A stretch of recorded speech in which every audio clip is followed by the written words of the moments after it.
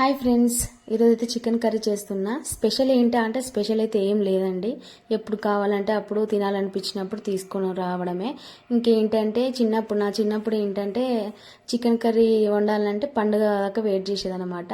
ఆ పండుగలో చాలా స్పెషల్గా అనిపించేది ఆ పిండి వంటలు అండ్ ఇట్లా నాన్ వెజ్ వండుకోవడము. ఇప్పుడైతే అలాంటిది ఏం లేదండి. ఎప్పుడు కావాలంటే అప్పుడు తీసుకొచ్చుకోవడము, ఏ ఐటమ్స్ కావాలంటే అప్పుడు చేసేసుకొని తినడము. అప్పుడైతే అవి చాలా స్పెషల్. ఇప్పుడు మామూలుగా ఉగాది పండుగ రోజు అయితే బొబ్బట్టు ఎట్లా స్పెషల్, అట్లా చికెన్ కూడా పండుగ రోజు చేసుకొని తింటే అది వేరే స్పెషల్ ఉండేదన్నమాట. ఇప్పుడు అలాంటిది ఏం లేదు. బొబ్బట్లు అంటే ఎప్పుడంటే అప్పుడు చేసుకొని తింటున్నాం, చికెన్ కర్రీ చేసుకొని తింటున్నాం.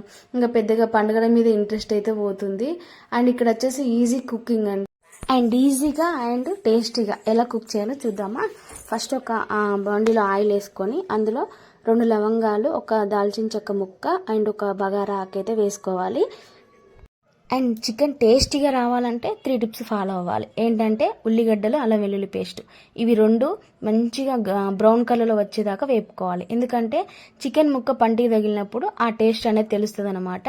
అండ్ ఇంకో విషయం ఏంటంటే ఎక్కువ గ్రేవీ కావాలనుకునే వాళ్ళు చాలా మంది ఉన్నారు.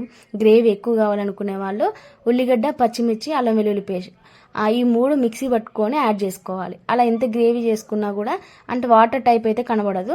అండ్ ఇక్కడ వచ్చేసి వాటర్ చూపించాను కదా, అదే కన్సిస్టెన్సీలో వేసుకోవాలి. నేను కొంచెం గ్రేవీ టైప్ చేస్తున్నా కాబట్టి అందుకని కొంచెం వాటర్ ఎక్కువ యాడ్ చేసిన. మీరు కావాలనుకుంటే ఫ్రై టైప్ కూడా చేయొచ్చు. ఫ్రై టైప్ చేస్తే ఇంకా బాగుంటుంది. అండ్ ఇంకో విషయం ఏంటంటే కొత్తిమీర యాడ్ చేయాలి. కొంచెం కాదు, చాలా ఎక్కువ యాడ్ చేస్తే అంత వాటర్ యాడ్ చేసినట్టు కూడా అనిపించదు అండ్ టేస్టీగా ఉంటుంది. అండ్ మీరు ఎలా కుక్ చేస్తారో కామెంట్ సెక్షన్లో కామెంట్ చేయండి. వీడియో నచ్చితే లైక్ చేయండి, షేర్ చేయండి, సబ్స్క్రైబ్ చేసుకోండి.